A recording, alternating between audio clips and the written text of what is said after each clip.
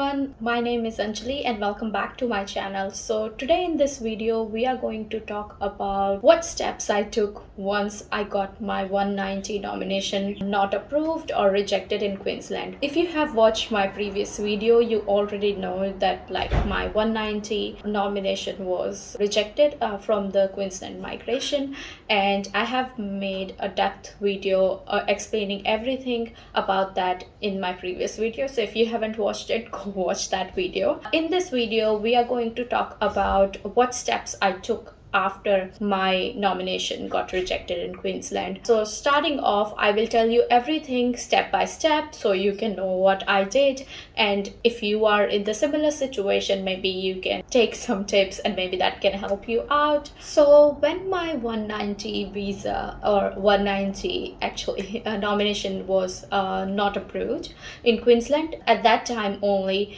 I only had 1 month left from my visa to be expired. It was a really tricky situation, a really hard situation, because my visa was expiring soon, and then I got invited for 190, but then my nomination didn't go through, so I was not approved from nomination. At that time I knew that I had to take some kind of risk. Now I have to do something to make sure I can stay in Australia and also get my permanent residency. I had to rethink about everything again. Now the first step that I took in terms of because my visa was expiring soon, the first step that I took was applying COVID visa. So when I applied COVID visa, I've lived in Australia for more than 4.5 years, but at the time when I was applying COVID visa. So I got 2 years of my student visa and then 2 years of my TR, which is 485 visa. Now after that my visa was expiring, so I applied for COVID visa,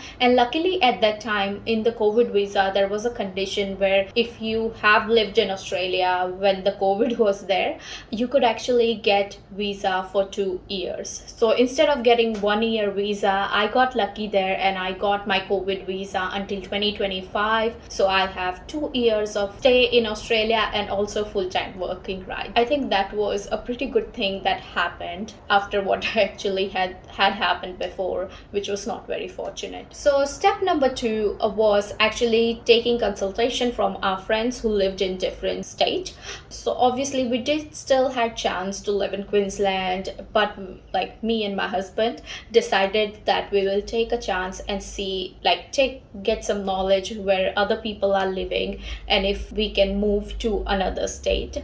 So we called few of our friends, few of our mutual friends whom we didn't know but knew through our friends. We called them, asked about the state they were living in, and we luckily had a couple which used to be which is our friend also. They just moved to WA, which is Western Australia, few months before. So talked with them and got to know more about WA, Perth city. When we were taking decision, that is when we decided that we will move to WA, which is Western Australia. But a lot of people, again, even our friends and everyone was concerned. They told us that, it wouldn't be a really good move because you have everything here, you have your jobs and everything set up. You might find it very hard to move to another state, and especially because there is a rental crisis going on in Australia as well. But regardless of that, we still thought that we want to give it a try and we want to move to WA. So that was our second step, that we decided to move to WA state. So step 3 was selling everything. Me and my husband were living here for 4.5 years in Queensland, and it was not a very easy decision to move from Queensland to here into another different state. No matter what state it is really hard decision to do, especially when you have everything set up there, in your own rental house, you have everything set up. So that was a really hard decision. That was a really hard time because we had to sell everything that we had in the house, and given the time, it was not enough time when we decided to move to WA. So we started placing every item on Facebook Marketplace, and we sold sold as much as we could. In that meantime, we also had really good friends, so whatever we couldn't sell, we just gave it as a gift to our friends, because even though we are moving, they are still living here, so they can use the stuff that we are no longer gonna be using. So step number 4 was thinking about our house lease, because we had our house lease for 1 year, and either we had to break the house lease, which was not very ideal, or we had to find anybody else. Like, how did we manage that in the shorter period of time? I will make another video for that. Especially in the rental crisis, is very important to have a house right now. So it was a really hard decision again, because we had to think about, what we are gonna do with our lease.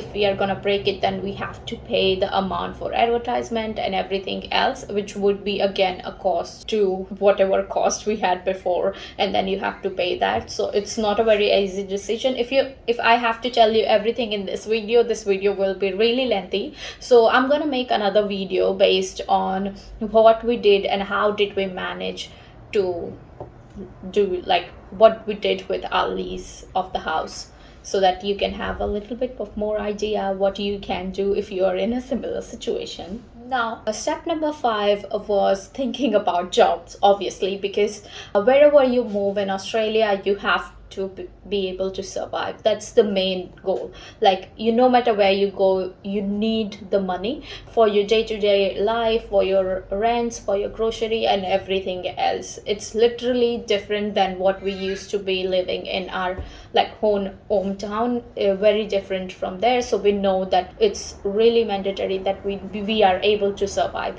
So I did had 2 jobs before, like in Queensland. One was my IT job, which obviously led me to the rejection, like nomination rejection of 190. So I resigned that job as soon as I got my disapproval, or not approval, my application not got approved. I resigned that job, and the second job was my Woolworths job. So I was still working like part-time in Woolworths, doing it on weekends so that I can keep that job, because I had this in my mind that until I get my permanent residency, I'm not gonna leave this job. So with Woolworths, the good part is that you can take transfer from Woolworths. As I was like permanent part-time in Woolworths, I can go to any other state, because every other state has supermarkets and every other state has Woolworths in them.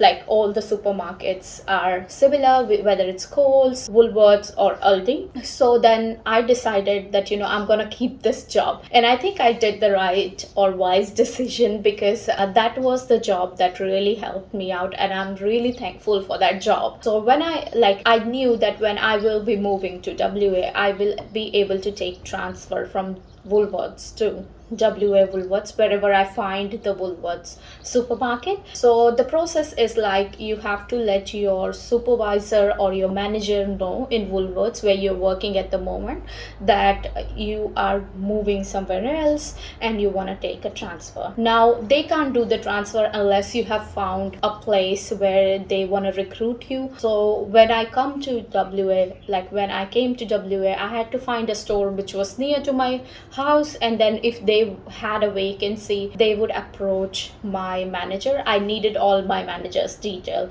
I went to a closest Woolies, and I luckily found a place to work in. So this is how the transfer works. Now, I also had second option, which was my security license, because even though I was not working in security, I was still renewing my license, and some of the people also said that it's waste of money because you're not working in security. But my thinking was like, even if I do 1 day job or 1 week job, I think it's worth to pay that renewal, because then you don't have to do the course again. So that can be transferred to any other state as well. You just have to follow some procedures, go to the department of security, and do the transfer, paperwork, to transfer that from Queensland state to another state, whichever state you're going in. But I had these 2 options, and I'm really grateful that I had that. Otherwise, it would have been really hard for me to survive. So step number 6 was taking a flight. So just 1 week before our visa was expiring, we took a flight from Queensland to Perth, and that's how we moved to Perth. Now it was a very emotional moment for us because we spent our 4.5 years in Queensland. We had our friends, our community, set up job, everything there. So it was not an easy decision. And so that was the hardest moment when we were actually leaving Queensland. So me and my husband actually started to dream about buying house in Queensland when we got invited for 190, and within a month, like, all of our dreams were smashed. So you can imagine how bad of a situation it would be moving from another state to a completely different state where you have no one, except one friend we had.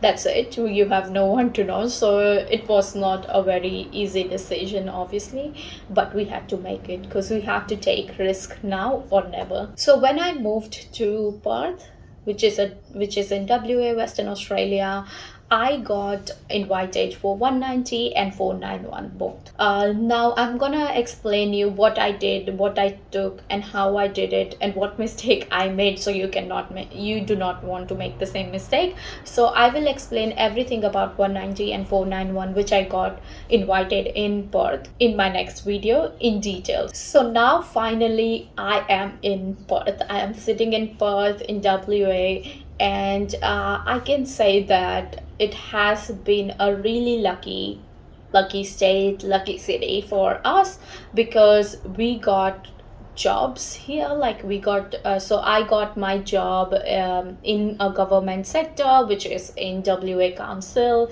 and then my husband got a job in a really good senior position in his own, in like engineering field. I can say this, that it has turned out to be a good move. It was not that bad, the one that we imagined, that it's gonna be really hard. We might not be able to find a job, and that's what everyone else was saying. But luckily it hasn't been that bad, because we were able to find a job. And I will actually make a separate video telling you about how did I apply for jobs and how did I got the job. Moving in WA, like, there are a lot of migrants moving to WA, especially in Perth. So finding a job is always a challenge. So I will make a separate video for that. So please stay tuned for that. So now it has been 6 months living in Perth. And due to all the circumstances, situation, that it was a really hard time. If you have watched my previous video, you know how the journey has been like a roller coaster. So we were not motivated to actually make much videos, but we will be back with more informative videos now, so that we can guide you guys and give you more information. So we will try and be like regular with our videos not moving forward. So this was it for today's video, guys. I hope you guys have liked this video, and if you did so, then do not forget to hit that like button, share it with your friends, and also subscribe to my channel. I'll be coming up with more such videos. Till then, make sure you stay safe, stay healthy. Bye for now.